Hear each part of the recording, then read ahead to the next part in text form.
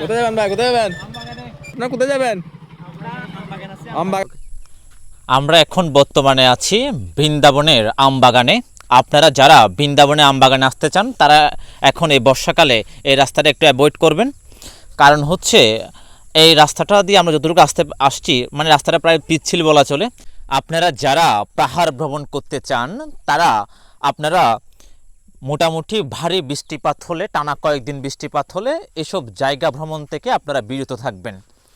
মোটামুটি রৌদ্রোজ্জ্বল দিনে আপনারা এসব জায়গাগুলো ভ্রমণ করার চেষ্টা করবেন। তাতে আপনাদের ভ্রমণটাও আনন্দদায়ক হবে এবং নিরাপদে হবে। আর যদি আপনারা উৎসাহিত হয়ে যদি টানা বৃষ্টি হওয়ার পরও পাহাড় ভ্রমণ করতে আসেন তাহলে আপনার আনন্দটা হয়তো বিষাদে রূপ নিতে পারে।